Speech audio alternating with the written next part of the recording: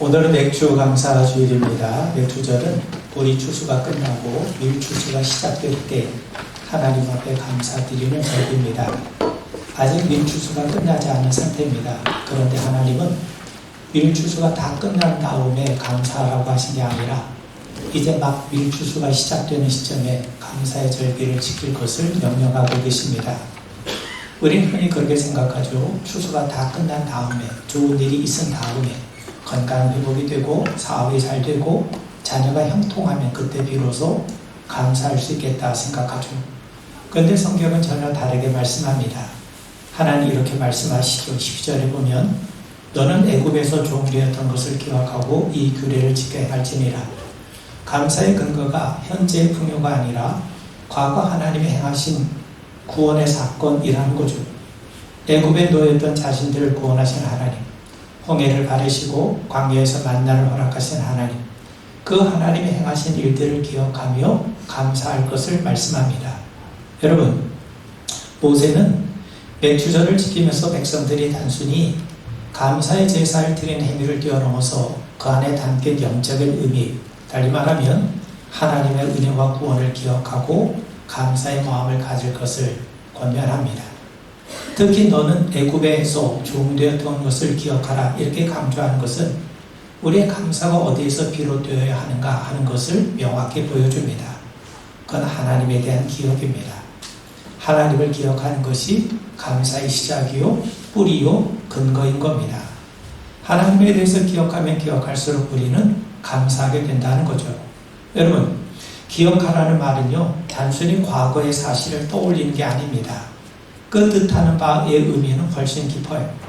하나님께서 노아와 모든 짐승들이 방주에 있는 것을 기억하셨어요. 하나님이 기억하시자 하나님께서 물을 줄어들게 만드십니다. 그런 의미에서 기억은 곧 행동을 의미합니다. 하나님이 기억하신다는 것은 하나님이 기억하신 대로 일하신다, 행하신다는 의미입니다. 하나님은 아브라함과의 언약을 기억하시고 그 기억대로 행하심으로 이스라엘 백성들을 애굽에서 건져내셨어요. 우리도 마찬가지 아니겠습니까? 우리가 하나님의 행하심을 기억할 때 그것은 단순한 회상이 아니라 하나님의 일하심을 현재 우리의 삶으로 끌어들이는 실존적인 행위가 됩니다. 하나님은 먼저 감사하라고 하지 않으셨어요. 먼저 기억하라고 하셨습니다. 기억이 먼저입니다. 기억하면, 달리 말해서 하나님께서 우리를 위해서 행하신 일들을 우리가 기억하면 기억할수록 감사는 저절로 나올 수밖에 없는 거죠. 여러분, 이스라엘 백성들이 광야 생활을 하면서 감사하지 못한 이유가 어디에 있습니까? 기억하지 못했기 때문이죠. 그들은 홍해가 갈라진 걸 보고도 사흘이 지나자 물이 없다고 원망을 합니다. 이처럼 기억이 없으면 감사도 없는 거죠. 시편 77편에 보면 히브리 시인이 아주 극도의 고통과 절망 가운데 있어요. 어느 정도 그가 고통 가운데 있었냐면 내 영혼이 위로받기를 거절하였도다. 위로받는 것조차도 거절할 만큼 고통의 현실에 있었죠. 그런데 그가 찾은 해결책이 뭡니까? 77편에 보면 곧 여호와의 일들을 기억하며 주께서 옛적에 행하신 기이한 일들을 기억하나이다. 하나님의 행하신 일을 기억하겠다는 거예요. 하나님을 기억하는 것이 해결책입니다. 그렇다고 문제가 풀린 것이 아니고 상황이 바뀌어진 것도 아닙니다. 그런데 하나님을 기억하는 순간 탄식이 감사로 원망이 찬양으로 바뀌었어요. 하나님을 기억하는 것, 여러분 이것이 감사의 뿌리입니다. 감사는 하나님께서 우리를 위해서 행하신 일들을 기억하는 데서 시작이 되죠. 그래서 12절 다시 읽어보면 너는 애굽에서 종되었던 것을 기억하라. 그들은 애굽에서 노예로 있었죠. 자유도 없었고 미래에 대한 희망도 없었고 고된 노동에 시달릴 수밖에 없었어요. 그런데 하나님의 아브라함과의 언약을 기억하시고 그들을 강력한 손길로 구원해내지 않으십니까? 하나님께서 구원의 은혜를 베푸셨다는 사실, 그것이 바로 그들의 감사의 근원이었던 겁니다. 여러분, 애굽에서 종살이한 것을 기억하는 것은 단순한 과거를 회상하는 것이 아닙니다. 하나님의 은혜가 얼마나 값지고 놀라운가, 이걸 깨닫는 과정이죠. 과거의 고통과 현재 우리가 누리고 있는 자유를 대비시킴으로써 하나님의 구원이 얼마나 값진 것인지를 깨달아 알라는 거예요. 이런 기억이 있을 때 그들이 현재 누린 모든 것이 하나님의 은혜구나, 그걸 깨닫게 되죠. 그리고 그 은혜에 합당한 삶을 살 수 있는 동력을 얻게 되는 것 아닙니까? 하나님이 주신 율법과 규례를 지키는 것 역시 베푸신 은혜에 대한 감사이자 응답의 표현 아니겠습니까? 성도 여러분, 이스라엘 백성들에게 기억은요, 애굽에서 구원을 가리켜요. 그 애굽에서 구원받았던 그 기억이 그들의 감사의 뿌리입니다. 그런데 우리는 더 큰 출애굽을 기억합니다. 애굽의 종으로부터의 해방이 아니라 아예 죄와 사망의 권세로부터 해방을 받았어요. 그리스도 예수를 믿기 전 우리는 죄의 종 아니었습니까? 죄의 권세에 사로잡혀 있었고 영원한 멸망으로 치달을 수밖에 없지 않았습니까? 우리의 힘으로는 죽음의 권세에서 벗어날 수 없었어요. 그런데 하나님이 우리를 사랑하셔서 그리스도 예수를 우리에게 보내주셨고 그분의 죽으심을 통해 우리는 죄와 사망의 권세에서 벗어나지 않았습니까? 그런 의미에서 이 놀라운 구원을 기억할 때 우리는 감사하지 않을 수 없습니다. 그러므로 우리의 진정한 감사의 뿌리는 바로 예수님의 십자가입니다. 예수님은 성찬을 제정하시면서 너희가 이 떡을 먹을 때마다 이 잔을 마실 때마다 나를 기념하라 하세요. 여기서 기념하라는 말은요, 기억하라는 거예요. 그런 의미에서 성찬은요, 기억의 예식입니다. 뭘 기억합니까? 예수님의 십자가를 기억하는 거죠. 빵과 포도주를 먹고 마심으로 우리를 위해 아낌없이 내어주신 그리스도의 살과 피를 기억하라는 거예요. 여러분, 하나님은 우리가 하나님의 행하신 일들을 기억하며 살길 원하십니다. 그래 우리가 감사할 수 있고 그분과 더 친밀한 관계를 이어갈 수 있지 않겠습니까? 하나님을 기억해야 현재에도 미래에도 우리가 하나님의 뜻에 순종하며 살 수 있지 않겠습니까? 하나님께 받은 은혜를 기억하는 것은 우리의 믿음을 굳건하게 합니다.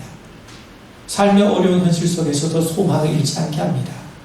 하나님 베푸신 은혜를 기억하십시오. 그럴 때 우리는 현재 인생의 문제 앞에서도 더욱더 하나님을 신뢰하게 돼요. 무엇보다 하나님께서 그리스도 예수의 십자가를 통해 하신 일들을 기억하십시오. 이것만으로 우리는 감사가 넘치게 될 줄 믿습니다. 그런 의미에서 여러분, 하나님이 우리에게 베푸신 가장 큰 은혜, 우리에게 주신 가장 귀한 선물, 우리를 위해 행하신 가장 놀라운 일은 바로 그리스도 예수님이세요. 요한복음 3장 16절에 증거하는 것처럼 하나님이 세상을 이처럼 사랑하사 독생자를 주셨으니 이는 그를 믿는 자마다 멸망하지 않고 영생을 얻게 하려 하심이라. 바울은 우리에게 말씀하기를 자기 아들을 아끼지 아니하시고 모든 사람을 위해 내주시니까 어찌 그 아들과 함께 모든 것을 우리에게 주시지 않겠느냐. 아끼지 않으신다는 거예요. 여러분, 우리는 창세기 아브라함의 이야기를 잘 알죠. 하나님 아브라함에게 아들 이삭을 바치라고 명령하시자 아브라함은 하나님 말씀에 순종하기 위해서 아들을 결박하고 칼로 찌르려고 합니다. 그때 하나님이 말씀하시죠. 네가 네 아들, 네 독자까지도 아끼지 아니하였으니 네 아들까지도 내게 아끼지 아니하였으니 하나님께서 그 믿음을 기쁘게 받으시고 이삭 대신 어린 순양을 대신 하나님 앞에 바치게 하셨어요. 그런데 더 중요한 건 뭐냐면 바로 이삭은 죽어야 될 자리에 있었는데 살고 누가 그 자리에 섰습니까? 어린 순양이 대신 섰죠. 그 어린 순양이 누굽니까? 하나님의 아들이신 예수님이에요. 이삭이 서야 할 자리에 예수님이 서셨다는 겁니다. 이삭 대신 어린 순양이 죽었지만 동일한 자리에서 예수님은 친히 십자가에서 피를 흘리신 것 아닙니까? 그런 의미에서 아브라함의 이야기는요, 우리가 하나님 앞에 드리는 헌신의 이야기가 아니에요. 사랑하는 아들일지라도 하나님 앞에 바쳐야 된다. 그런 헌신을 보여야 된다. 그것이 아닙니다. 그 이야기는 복음의 이야기를 들려줘요. 하나님이 우리를 위해 독생자이신 예수 그리스도를 아끼지 않으시고 내어주실 것을 드러내는 이야기 아니겠습니까? 그런 의미에서 여러분, 하나님이 우리를 위해 행하신 최고의 일은 그리스도 예수를 보내주신 거예요. 하나님은 독생자를 주시면서 우리를 사랑해 주시는 것을 말이 아닌 실제 행동으로 보여주셨습니다. 그리고 영원한 멸망 앞에선 우리에게 영생을 주시기 위해서 예수님이 진 십자가에서 피를 흘리셨다는 사실을 우리가 반드시 기억해야 될 줄 믿습니다. 여러분, 어떤 아들이 아버지의 임종 자리에서 비로소 알게 된 게 있어요. 자신이 어렸을 때 아주 크게 아팠고 자신의 아픈 그 치료비를 마련하기 위해서 아버지가 오랫동안 야간 일을 했다는 것을 알게 됩니다. 그런데 아들은 그 사실을 전혀 모르고 자랐어요. 아버지가 그 일을 숨겼기 때문이죠. 아버지 임종 때가 돼서야 비로소 그 이야기를 아들이 듣게 됩니다. 그 이야기를 듣는 순간 북받쳐오는 감정에 그 아들이 오랫동안 밖에 서서 울었다고 합니다. 그가 알게 된 사실, 그가 몰랐다가 알게 된 사실은요, 아버지가 야간 일을 하셨다는 거죠. 그런데 그가 경험한 것은요, 은혜입니다. 아버지가 야간 일을 왜 하셨습니까? 자기의 병을 고쳐주기 위해서, 내 병을 고쳐주기 위해서 아버지가 오랫동안 밤새 나가서 야간 일을 하셨다는 거죠. 여러분, 그것을 알게 되었을 때 단순한 사실이 아니라 그것이 내게 준 귀한 사랑임을 깨닫게 되었을 때 아들은 벅차오른 감격 앞에 아버지를 위해 눈물을 흘릴 수밖에 없었던 거죠. 여러분, 기억이 감사를 낳습니다. 복음이 그러합니다. 우리는 아직도 하나님의 사랑의 넓이와 깊이와 그 폭을 다 헤아릴 수 없어요. 그런데 우리가 십자가를 알면 알아갈수록, 십자가를 기억하면 기억할수록 기쁨과 감사는 더욱더 깊어집니다. 여러분, 이스라엘 백성들의 애굽의 종에서 자유를 얻었을 때 얼마나 기뻐했고 감사했겠습니까? 그런데 우리는 죄와 사망의 권세에서 해방되어 영생을 약속받았으니 그들보다 더 기뻐하고 감사한 것이 마땅하지 않겠습니까? 구원과 영생은 우리의 수고, 우리의 노력으로 얻을 수 있는 것이 아니죠. 오직 하나님의 은혜와 사랑으로 주어진 것 아니겠습니까? 여러분, 삶이 아무리 힘들어도 주님이 우리에게 주신 영생과 우리가 하나님으로부터 하나님의 자녀된 특권을 받았다는 사실은 영원히 변치 않는 은혜입니다. 그러므로 그리스도 예수의 십자가와 부활을 묵상하고 더 많이 기억하십시오. 이것을 기억하는 사람은요, 마르지 않는 감사의 샘을 가진 자입니다. 환경이 좀 메마를 수 있죠. 그러나 이 기억의 샘만큼은 늘 흘러넘쳐야 됩니다. 하나님께서 이미 가장 좋은 것을 우리에게 주셨기 때문이죠. 바로 그리스도 예수 아니십니까? 여러분, 바울이 빌립보서 4장 10절에서 이렇게 또 고백하고 있어요. 내가 주 안에서 크게 기뻐함은 너희가 나를 생각하던 것이 이제 다시 싹이 남이니 너희가 또한 이를 위하여 생각은 하였으나 기회가 없었느니라. 내가 궁핍함으로 말하는 것이 아니라 어떤 형편에든지 나는 자족하기를 배웠노니 나는 비천에 처할 줄도 알고 풍부에 처할 줄도 알아. 모든 일, 곧 배부름과 배고픔과 풍부와 궁핍에도 처할 줄 아는 일체의 비결을 배웠노라. 바울은 지금 감옥에 갇혀 있어요. 그의 손에는 쇠사슬이 채워져 있어요. 황제의 법정에서 판결을 기다리고 있습니다. 그런데도 크게 기뻐한다는 거예요. 내가 주 안에서 크게 기뻐함은 여러분 마치 바울의 성격이 낙천적이고 긍정적이기 때문에 그가 기뻐하는 것처럼 보이지만 더 정확하게 말하면 이 표현은 수동적인 표현이에요. 나는 기뻐할 수 있는 형편이 아니에요. 근데 갑자기 기쁨이 내게 밀물 밀려들듯 밀려 들어왔다는 겁니다. 그래서 자신은 기뻐하고 자신의 환경에 상관없이 자족할 수 있었다는 거죠. 그러면서 바울은 자신은 자족할 수 있는 일체의 비결을 배웠다는 거예요. 여기서 배웠다는 말은요, 지식으로 배웠다는 것이 아니라 경험으로 습득했다는 거죠. 그렇다면 바울은 무엇을 통해 자족하는 비결을 배웠습니까? 오늘 말씀 빌립보서 4장을 보면 내게 능력 주시는 자 안에서 배웠어요. 내게 능력 주시는 자 안에서 내가 배운 겁니다. 여기서 안에서라는 전치사가 중요한데 이 안에서란 말은 연합을 나타낼 때 쓰입니다. 내게 능력 주시는 자와 더불어 함께 연합함으로 내가 자족하는 비결을 배웠다는 거예요. 그러니까 바울이 자족할 수 있었던 것은 그리스도 안에 있었기 때문에, 내가 그리스도와 더불어 연합되어 있기 때문에 그분으로 인해서 내가 자족할 수 있었다는 거죠. 여러분, 그렇다면 그리스도 안에 있다는 것, 그분과 연합되어 있다는 것은 과연 무엇을 의미합니까? 예수님께서 우리에게 포도나무 비유를 말씀해 주지 않았습니까? 가지가 줄기와 연합되어 있으면 줄기를 통해 자양분을 공급받음으로 열매를 맺을 수 있어요. 그런데 아무리 근사한 가지라 할지라도 줄기에서 떨어져 나가면 말라 비틀어 죽을 수밖에 없습니다.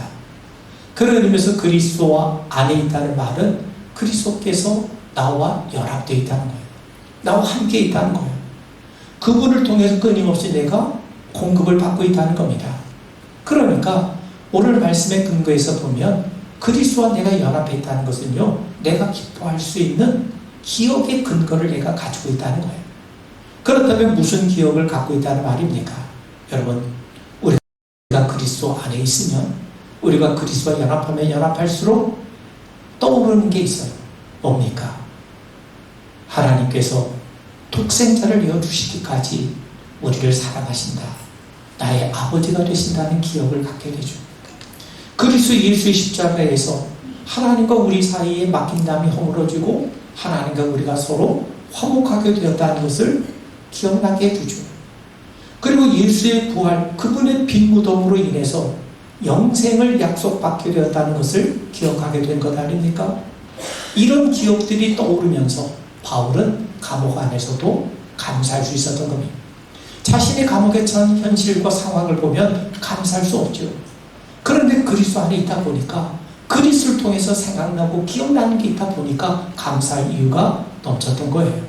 그런 의미에서 여러분, 바울이 내게 능력 주신 자 안에서 내가 모든 것을 할 수 있느니라. 바울은 내게 능력 주신 자 안에서, 그리스도 안에서 그분과 연합되어 있기 때문에 상황에 상관없이 자족할 수 있었던 것. 그러므로 감사는 환경이 만드는 것이 아니라 그리스도와의 연합이 만들어내는 겁니다. 우리가 그리스도와 연합되어서 그분에 대해서 기억하면 기억할수록 우리 안에 감사는 출렁거리게 되는 거죠. 여러분, 세상은 더 많은 걸 소유하고 더 높은 지위에 오르며 더 큰 성공을 이루어야만 행복하고 만족할 수 있다고 속삭이지 않습니까? 그런데 그런 것들은 일시적이고 허무한 것을 우리가 잘 압니다.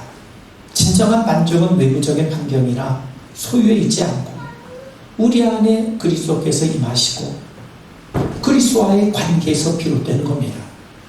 그분 안에서 우린 이미 모든 것을 가진 자요, 부족함이 없는 자임을 깨닫게 돼요. 이 깨달음이 바로 자족의 시작입니다. 여러분, 하박국 잘 아시죠? 나라가 무너진 걸 목격해요. 하나님께서 가장 포악한 갈대아 사람을 통해 심판하신 것을 목도하게 됩니다. 그럼에도 그는 이렇게 노래하죠.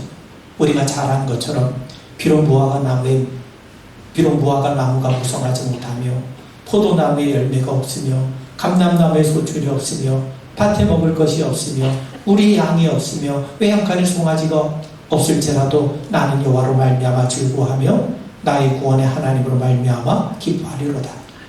여러분, 그 노래를 잘 살펴보면 그가 열거한 건 모두가 다 없다는 거예요. 포도나무 열매도 없고 감람나무 열매도 없고 밭에 먹을 것도 없고 우리의 양도 없고 다 없다는 거예요. 그런데 모든 없다는 목록 뒤에 단 하나, 하나님으로 말미암아 기뻐한다는 거죠.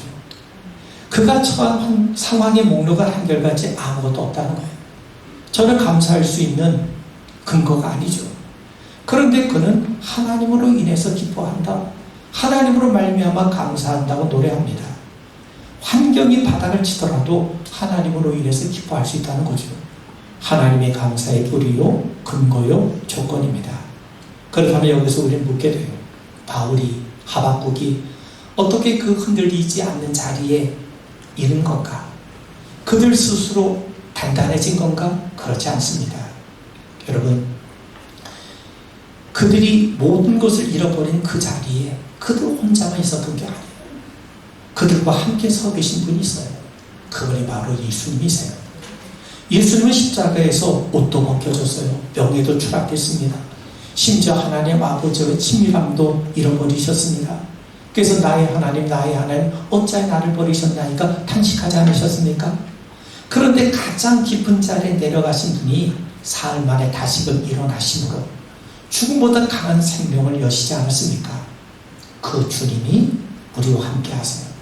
우리와 연합되어 계십니다. 그러므로 우리가 누리는 자족은 우리의 의지로 인해서 생겨나는 것이 아니라 가장 낮은 곳까지 내려와서 우리와 함께 하시는 그리스도 예수로 인하여 흘러나온 겁니다. 그렇기에 우리는 형편이 좋아질 때까지 감사를 미루지 않아요. 우리에겐 이미 모든 형편 속에 함께 계시는 또 능력을 주시는 그리스도가 우리 곁에 계시기 때문인 거죠. 여러분, 몇 주 전에 이스라엘 백성은 첫 열매를 두고 하나님 앞에 나와 감사를 드립니다. 그들이 추수를 다 끝냈기 때문이 아니에요. 아직 들판에 나와 있는 것이 많습니다. 그럼에도 감사해요. 왜냐하면 그 첫 열매가 하나님의 신실하심을 증언하기 때문이에요. 지금까지 열매를 거두게 하신 하나님이 마지막 끝 열매까지 거두게 하시고 지금까지 이끌어 오신 분이 앞으로도 이끌어 주실 것을 믿기 때문입니다. 여러분, 바울은 자족했어요. 그의 성품이 낙관적이기 때문이 아닙니다. 이미 그리스도 안에서 받은 것을 기억했기 때문입니다. 우리도 마찬가지죠. 우리의 삶에는 아직 완성되지 않은 것들이 있지 않습니까? 해결되지 않은 문제들이 많지 않습니까? 이루어지지 않은 기도들이 있지 않습니까? 채워지지 않은 것들이 분명히 있어요. 그럼에도 우리에겐 감사할 수 있는 결정적인 기억이 있습니다. 하나님이 우리를 위해서, 나를 위해서 독생자를 보내주셨어요. 그리스도 예수께서 십자가에서 나를 위해 죽으시고 부활하셨습니다. 성령께서 지금도 나와 함께 동행하고 계십니다. 그 기억으로 인해서 우리는 어떤 자리에서든지 감사할 수 있고 자족할 수 있는 겁니다. 이 믿음이 우리 안에 더 풍성해지기를 주의 이름으로 축원을 드립니다. 아멘. 이제